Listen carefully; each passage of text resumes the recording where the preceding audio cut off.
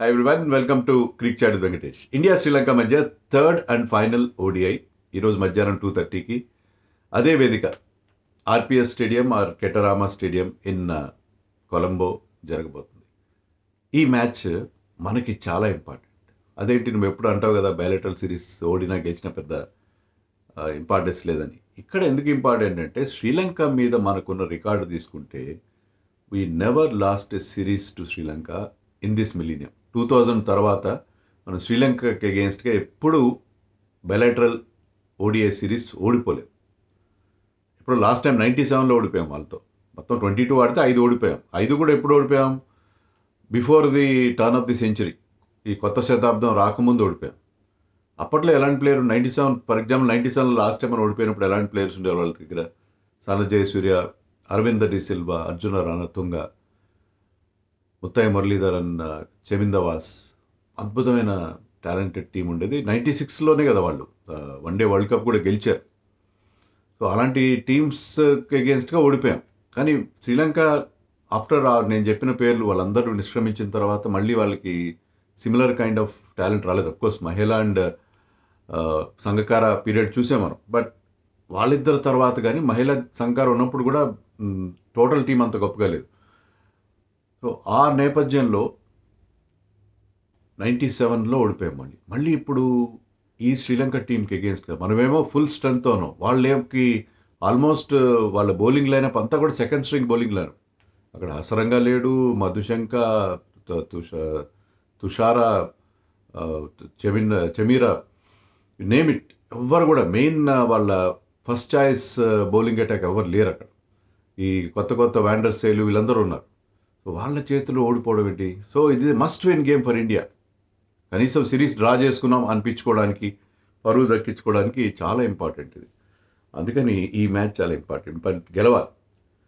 అసలు ఈ సిరీస్లో ఫస్ట్ 2 మ్యాచెస్ చూస్తే సిమిలర్ ప్యాటర్న్. అక్కడ వాళ్ళు ఫస్ట్ బ్యాటింగ్ చేయడం, వాళ్ళు ఫస్ట్ బ్యాటింగ్లో ఓపెనర్స్ ఏదో కొన్ని రన్స్ కొడతారు, ఎవరో ఒకరు రన్స్ కొడతారు, నిస్సంగా కొడతారు, కొన్నిసార్లు అవిష్క ఫెర్నాండో కొడతారు.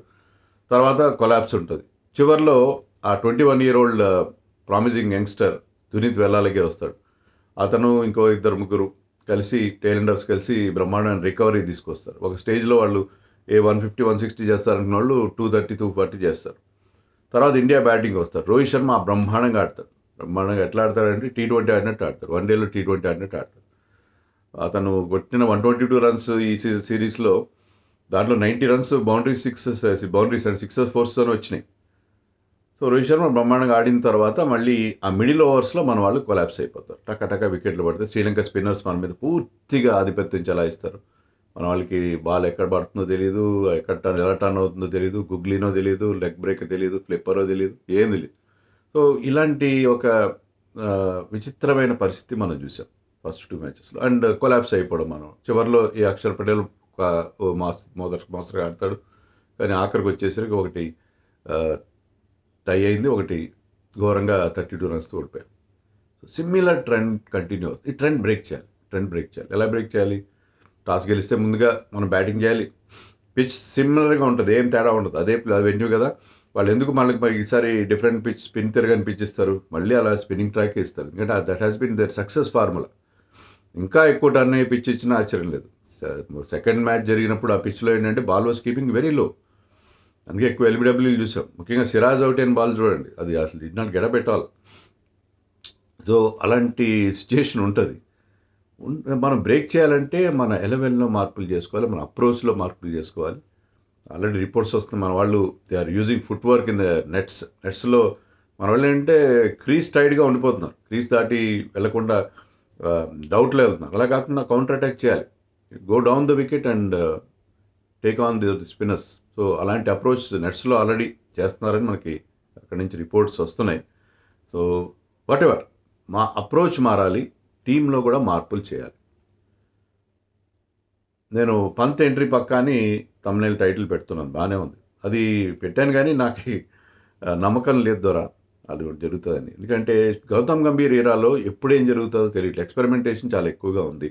అంటే too early to say that, but ఉన్నది కదా, ఉన్నది మాటలో ఆ మాట చెప్పుకోవాలి, తప్పదు కదా. ఉన్నది ఎక్స్పెరిమెంటేషన్ కనిపిస్తుంది కాబట్టి మనం దాన్ని ఉన్న ఈ బ్రీఫ్ పీరియడ్లోనే అతను జడ్జ్ చేయడం అని కాదు. సో అందుకని యూ కెనాట్ బి ష్యూర్. ఇప్పుడు నార్మల్గా ఎవరైనా ఎలా ఆలోచిస్తారు, పంత్ ఎందుకు ఉండాలి టీంలో ఖచ్చితంగా అంటే నేను 1 or 2 రీజన్స్ చెప్తాను, 3 రీజన్స్ చెప్తాను. ఒకటేంటంటే అతను అనార్థడాక్స్ మెథడ్స్, రివర్స్ స్వీప్స్ కొట్టడం కానీ, ఛార్జింగ్, హీ ఛార్జెస్ అగేన్స్ట్ స్పిన్నర్స్ని రకరకాల స్పిన్నర్ బౌలింగ్కి వస్తుండేనే అతను సడన్గా తన మూమెంట్ స్టార్ట్ చేస్తాడు. అంటే స్పిన్నర్ని అన్సెటిల్ చేయడానికి అతని దగ్గర కొన్ని అస్త్రాలు ఉన్నాయి.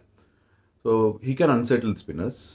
కాబట్టి అతని అనార్థడాక్స్ అప్రోచ్ ఖచ్చితంగా ఎలా అయితే రోహిత్ శర్మ క్లిక్ అవుతున్నాడు, ఎవరు క్లిక్ అవుతున్నారు, ఎవరైతే అగ్రెసివ్గా ఆడుతున్నారు, రోహిత్ కానీ అక్షర్ పటేల్ సెకండ్ మ్యాచ్లో చాలా అగ్రెసివ్గా ఆడాడు, he got some runs. Rohit అంటే రోహిత్కి ఒక అడ్వాంటేజ్ ఉంటుంది ఏంటంటే because is playing the new ball. అప్పటికి ఇంకా బాల్ మెత్తపడిన తర్వాత స్పిన్నర్స్కి హెల్ప్ లభిస్తుంది, పవర్ ప్లేలో కొంత మీడియం పేస్ కూడా వేస్తారు కాబట్టి. But whatever, Rohit Sharma approach against their spinners he's been wonderful. So అలాగే పంత్ వస్తే ఆ అగ్రెసివ్ ఇంటెంట్ ఉంటుంది, అతను వాళ్ళని డామినేట్ చేస్తాడు స్పిన్నర్స్ కాబట్టి that is reason number 1. Reason number 2 ఏంటంటే మీరు టీంలో లెఫ్ట్ హ్యాండర్స్ ఉన్నారు, ఈ టీంలో ఎక్కడున్నారు, డౌన్ ద లైన్ ఉన్నారు. శివం దుబే కానీ, వాషింగ్టన్ సుందర్ కానీ, అక్షర్ కానీ, వీళ్ళందరూ లోయర్ మిడిల్ ఆర్డర్లో ఆడే బ్యాటర్స్ లేదా మిడిల్ ఆర్డర్లో ఆడే బ్యాటర్స్, టాప్ ఆర్డర్లో లేరు. లేకపోవడం వల్ల ఏమవుతుందంటే ప్రతి మ్యాచ్లో, ఒక మ్యాచ్లో వాషింగ్టన్ని కాస్త ముందుకు తెచ్చే ప్రయత్నం చేశారు, మరొక మ్యాచ్లో శివం దుబేని ముందు దించే ప్రయత్నం చేశారు. సో బ్యాటింగ్ ఆర్డర్ మార్చి వాళ్ళకి అలవాటు లేని పొజిషన్లో ఆడించడం, వాళ్ళది అక్కడ క్లిక్ కావట్లేదు. దుబే కానీ వాషింగ్టన్ కానీ వాళ్ళని ముందుకు తీసుకొస్తే నెంబర్ 4 నెంబర్ 5 ఆడిస్తే వాళ్ళు ఆ కొత్త పొజిషన్లో ఆడలేకపోతున్నారు. సో అలా కాకుండా టాప్ ఆర్డర్లో ఆడి మనకి వరల్డ్ కప్లో course that was a different format, but Pant can be A top order left hand batter. So left hander top ఆర్డర్లో ఆడించుకొని మీరు మిగతా వాళ్ళని డౌన్ ద లైన్ ఆడించుకోండి, మీరు చివరిలో ఆడించుకోండి. వీళ్ళైతే అక్షర్ని ముందుకు తీసుకురండి, కానీ వాషింగ్టన్ కానీ దుబేని కానీ ముందు తీసుకురావాల్సిన అవసరం లేదు. So that is another reason. Third reason అంటే కేఎల్ రాహుల్ కీపింగ్ కూడా అంత సెకండ్ మ్యాచ్లో ఈ టర్నింగ్ ట్రాక్ మీద అతను రెగ్యులర్ కీపర్ కాదు కదా, is not part timer. World కప్లో బాగా కీపింగ్ చేశారు, కానీ సెకండ్ మ్యాచ్లో కొన్ని మిస్సెస్ కూడా ఉన్నాయి అతని దగ్గర, కొన్నిసార్లు బాల్ గ్యాదరింగ్లో కొంత ఇబ్బంది పడ్డాడు.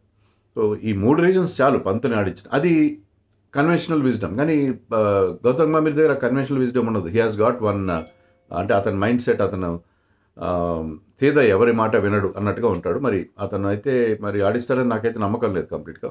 బట్ పంత్ని ఆడించి తీరాలి. ఇలాంటి థింకింగ్ మనం జనరల్గా మీరు నేను ఆలోచించే ధోరణిలో అయితే అలా ఉంటుంది. మరి how this man Gautam Gambhir is thinking, we don't know, we have no idea. అలాగే రియాన్ పరాగ్ని కూడా ఆడించాలి. రియాన్ పరాగ్ని ఎందుకు ఆడించాలంటే మీకు ఎడిషనల్ స్పిన్నర్ కావాలి. అతనేదో గొప్ప బ్రహ్మాండమైన spinner, he's a part timer for all practical purposes. But still మీకు ఒక 4th స్పిన్నింగ్ ఆప్షన్ ఇస్తాడు. మీరు ఒక మ్యాచ్లో శుభ్మన్ గిల్ అయితే బౌలింగ్ వేయించారు, ఒక మ్యాచ్లో రోహిత్ శర్మ చేత బౌలింగ్ వేయించారు, అది అంతా కామెడీ బౌలింగ్ అవుతుంది. సో వాళ్ళు నెట్స్లో ఇటీవల కాలంలో బౌలింగ్ వేస్తున్నారు, వాళ్ళందరినీ బౌలింగ్ వేయించాలని ఒక మ్యాండేట్ పెట్టినట్టుగా ఉన్నాడు Gautam Gambhir. We don't know what is happening inside the team thing. But వాళ్ళందరూ బౌలింగ్ వేస్తున్నారంటే నెట్స్లో కూడా వేయకుండా సడన్గా వచ్చి మ్యాచ్లో వేసారు. నెట్స్లో వేస్తుండొచ్చు, కానీ ఇటీవల కాలంలోనే కదా వేస్తున్నారు, అంతకుముందు పెద్దగా వాళ్ళు బౌలింగ్ చేసింది లేదు. So I think Riyan Parag రెగ్యులర్గా డొమెస్టిక్లో బౌలింగ్ చేస్తాడు. And whenever he has bowled in the T20 series అతను హీ లుక్ గుడ్. సో అందుకని రియాన్ పరాగ్ని ఇస్తే మీకు 4th స్పిన్నింగ్ ఆప్షన్ వస్తుంది. మనకి ఏమవుతుందంటే ప్రతి మ్యాచ్లో కూడా శ్రీలంక టైలెండర్స్ ఎందుకు బాగా ఆడుతున్నారు, లాస్ట్లో మళ్ళీ మనం ఆ మీడియం పేసర్స్ని ఆడిస్తున్నాం, 2 మీడియం పేసర్స్ని ఆడిస్తున్నాం మనం, వాళ్ళు ఒకడే మీడియం పేసర్ని ఆడిస్తున్నారు. వాళ్ళు ఎప్పుడైతే పేసర్స్ వస్తారో వచ్చిన తర్వాత మీకు ఆటోమేటిక్గా అక్కడ రన్స్ లీక్ అవుతున్నాయి. సో వాళ్ళకి ఈజీ అవుతుంది వాళ్ళని పేస్ చేయడం. సో అందుకని మీకు ఒక 4th స్పిన్నింగ్ ఆప్షన్ ఉంటే బాగుంటుంది. మీకు స్క్వాడ్లో కూడా మరో స్పిన్నర్ లేడు. సో అందుకని రియాన్ పరాగ్ని ఆడించుకోవాలి. సో నేనైతే I will definitely select Pant ahead of రాహుల్ని సెలెక్ట్ చేయకపోవడం తప్పే, ఎందుకంటే ఒక మ్యాచ్ బాగా ఆడాడు, ఒక మ్యాచ్లో ఫెయిల్ అయ్యాడు, ఒక సెకండ్ మ్యాచ్లో he played a horrible shot no doubt. But still ఒక్కదానికే పనిష్ చేయాల్సిన అవసరం లేదు. He had a wonderful world cup recently. కానీ పంత్ ఇప్పుడు మనకి మస్ట్ విన్ మ్యాచ్లో పంత్ ప్రెజెన్స్ అవసరం కాబట్టి రాహుల్ని పక్కన పెట్టాలి. అలాగే శివం దుబే అంత యూస్ఫుల్గా అనిపించట్లేదు. శివం దుబే కూడా తేలిపోతున్నాడు. స్పిన్ బాగా ఆడతాడు, ఫస్ట్ మ్యాచ్లో 6 కొట్టాడు, బాగానే ఉంది, కానీ ఓవరాల్గా Riyan Parag might offer better solution. ఎందుకంటే డొమెస్టిక్లో బోల్ అంత స్పీడ్ లాంటి టర్నింగ్ ట్రాక్స్ మీద ఆడిన ఎక్స్పీరియన్స్ అతనికి ఉంది. సో రియాన్ పరాగ్ వస్తే అతను మనకు స్పిన్ బౌలింగ్ ఆప్షన్ ఇస్తాడు. The medium pace of Shivam Dube has only limited effect. So అందుకని ఐ థింక్ వీళ్ళిద్దరిని, దుబేని, రాహుల్ని ప్లేస్లో పంత్ అండ్ రియాన్ పరాగ్ని ఆడిస్తే అద్భుతంగా ఉంటుంది, బాగుంటుంది అని అనుకుంటున్నాను. But we don't. అలాగే హర్షిత్ రాణా కూడా ఛాన్స్ ఇవ్వాలి. Siraj has been bowling in all formats. మరి అవసరం లేదు, సిరాజ్ కొంత రెస్ట్ ఇవ్వాల్సిన అవసరం ఉంది. మనకి బౌల్డ్ని ఇంపార్టెంట్ టెస్ట్ మ్యాచ్ సిరీస్ రాబోతున్నాయి. సో సిరాజ్ని కానీ హర్షదీప్ని కానీ పక్కన పెట్టి హర్షిత్ రాణాకి, ఖలీల్కి ఛాన్స్ ఇచ్చినా బాగానే ఉంటుంది. బట్ ఇద్దరిని మారిస్తే ఇలా ఇంపార్టెంట్ మ్యాచ్ కదా అంటే కనీసం హర్షిత్ రాణాని తీసుకొచ్చినందుకు అతనికి ఒక ఛాన్స్ ఇస్తే I think I can do well on these pitches అని నాకు అనిపిస్తుంది. సో ఈ మార్పులు చేస్తే బాగుంటుంది. But I'm not sure. మీకు చెప్పినట్టుగానే నాకైతే నమ్మకం లేదు ఏం చేస్తారనేది. బట్ పంత్ వస్తే డెఫినెట్గా ఆ చేంజ్ వస్తుంది, మన అప్రోచ్లో చేంజ్ వస్తుంది. ఖచ్చితంగా మనకి ఉన్న ప్రాబ్లమ్స్ తీరితే, ముఖ్యంగా మన బ్యాట్స్మెన్ కూడా అప్రోచ్ మార్చుకో. వాట్ అబౌట్ విరాట్ కోహ్లీ గురించి మీరు మాట్లాడారు. విరాట్ కోహ్లీని డ్రాప్ చేయొచ్చు కదా. విరాట్ కోహ్లీని ఎందుకు డ్రాప్ చేయాలి? ఒక 2 మ్యాచ్లు బాగా ఆడకపోతే, had wonderful ODI world cup, అన్ని రన్స్ చేశాడు. సో ఒక 2 మ్యాచ్లు బాగా ఆడకపోతే విరాట్ కోహ్లీని డ్రాప్ చేసేయాలి. అది ఏంటంటే అది ఇవన్నీ ఎమోషనల్గా, లేకపోతే హేట్రెడ్ టువర్డ్స్, అంటే నేను ఒక ప్లేయర్ ఫ్యాన్గా ఉన్నాను, మరొక ప్లేయర్ని నేను హేట్ చేయాలి. మీరు ఒక ప్లేయర్ ఫ్యాన్గా ఉంటే ఇంకోళ్ళని ఎందుకు హేట్ చేయాలి? అసలు హేట్రెడ్ అనేది ఎందుకు ఉండాలి మీకు? Hatred they are all playing for India. వాళ్ళు ఏదో ఆర్సీబీకో లేకపోతే ఇంకేదో టీంకి ఆడట్లేదు. ఇండియాకి ఆడుతున్నప్పుడు వాళ్ళందరూ బాగా ఆడాలని విరాట్ కోహ్లీ కూడా బాగా ఆడాలని కోరుకోండి. అంతేగాని విరాట్ కోహ్లీని బాగా ఆడకూడదు, అతను తీసేయాలన్నలో there is no meaning. Virat Kohli being Virat Kohli 2 మ్యాచ్లు ఫెయిల్ అయిన తర్వాత he will devise his own methods to counter the spinners of Sri Lanka. So Virat Kohli నుంచి ఎక్స్పెక్ట్ సంథింగ్ బిగ్. సెంచరీ చేస్తాడని నేనేం అంటలేదు. ఆ పిచ్లు సెంచరీ చేసే పిచ్లు కావాలి. విరాట్ కోహ్లీ డెఫినెట్గా ఒక డిఫరెంట్ విరాట్ కోహ్లీని, డిఫరెంట్ అప్రోచ్ అతని నుంచి చూస్తున్నాం. And Shreyas Iyer is a very good player of spin. First మ్యాచ్లో బాగా ఆడాడు, సెకండ్ మ్యాచ్లో was not good let all. So Shreyas Iyer కూడా ఇది ఖచ్చితంగా ఒక ఛాలెంజ్. అతను బాగా ఆడాడు.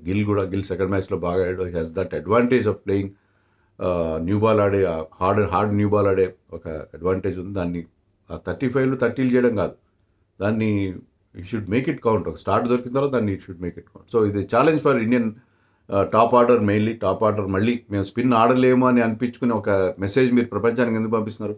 ఒకప్పుడు ఎలా ఉండేదంటే మనం